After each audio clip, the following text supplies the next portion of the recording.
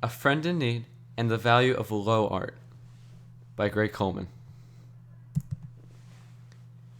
In Western culture, the economic and aesthetic value of particular types and examples of art and object are frequently identified by their categorization as high, fine, or low art.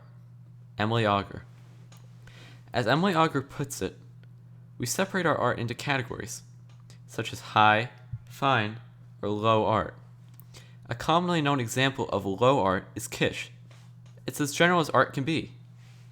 One of the greatest examples of kitsch is A Friend in Need by Cassius Marcellus Coolidge. Made in 1903 as part of the Dogs Playing Poker series, the work is as easily appealing as you can get. It's simple to understand and enjoyable for even the person least interested in art. How can one look at it through an art criticism perspective?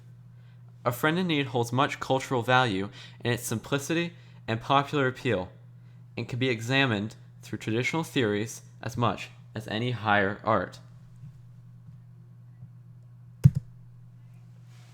The highly recognizable contemporary work is an oil painting, which is one of the most well-known and popular forms of art.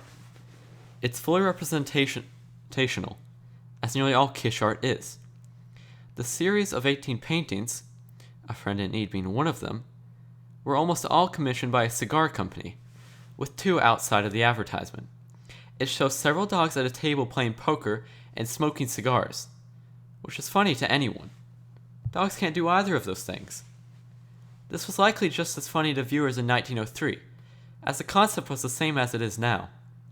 It's satisfying to the eye, with well-done line work and generally appealing colors.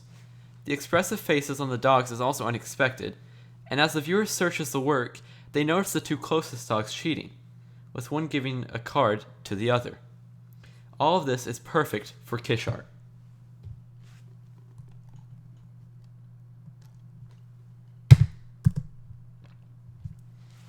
Examining the principles of design in the image shows several things. There is a strong negative space with the blue wallpaper, which contrasts well into the dogs and the green table. The lit-up green table also creates the strongest color in the work. Brown is the most recurring color, appearing in many of the dogs, the clock, the table, and the chairs. The composition of the figures shows them surrounding the table, with emphasis put on the 2 cheating dogs. The image feels unified in its variety. The dogs change, and the cards they have change, but it's consistent overall. They're dogs at a table with the same chairs, playing poker with cigars. All the dogs are looking towards each other and their cards, creating a nice rhythm for the viewer to follow. As in most low art, it uses satisfying and common principles of design.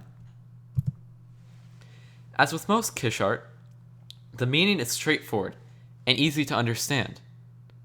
The purpose for Coolidge was to help the company sell cigars. The title of the art, A Friend in Need, helps to show the emphasis put on the 2 cheating dogs.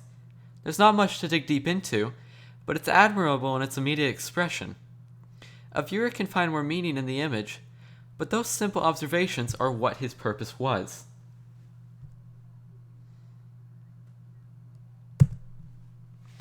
Looking at A Friend in Need through the lenses of the 3 philosophies of evaluation shows many things. Several aspects of all of them have already been discussed, but they're worth pointing out with an emphasis on their specific viewpoints.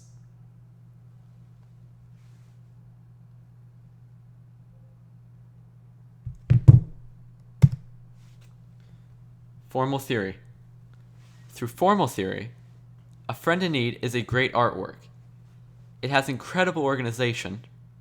It's immediately pleasing, gives a very set amount of motion, and would not work as well if you changed parts of it. It's art and doesn't need some deeper meaning or social cause. It's executed incredibly well, and all of this makes it a formalist success.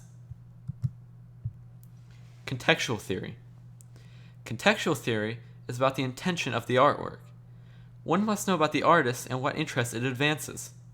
Does a simply enjoyable painting made for a cigar advertisement succeed in contextual theory? It may be technically good art, but it makes money, and for a drug company at that. Socially, these are not good things. Does this mean that Coolidge had bad intentions? Of course not. And it did bring joy to many people. However, because of these negatives, it is not a contextual success.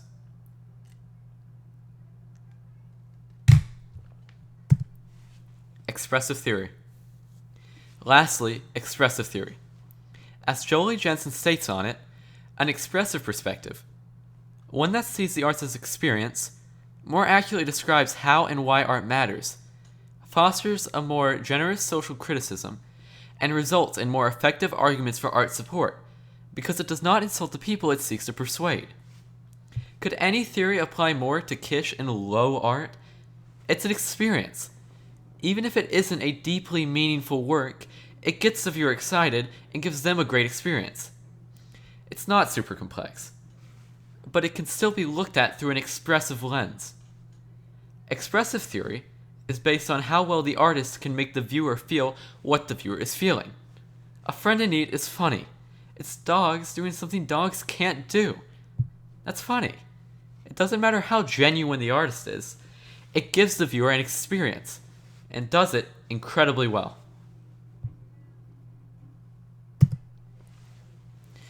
Going through all of this examination to such a simple art shows that it matters too, and that purpose and feeling are not limited to high art. Much of higher art is hard to understand for a lot of people. Low art, like A Friend in Need, allows them the same enjoyment that fans of high art get. In his article, Architecture and the Death of Art, Gordon C.F. Byrne states, "Not liked for its moral benefits, not liked for its prudential benefits, not liked for essential delights. Is there anything left for art, such as an aesthetic liking?" Some see harm in this different perception of art. However, access to the beauty of art is a great thing, even if it is in the form of dogs playing poker and smoking cigars.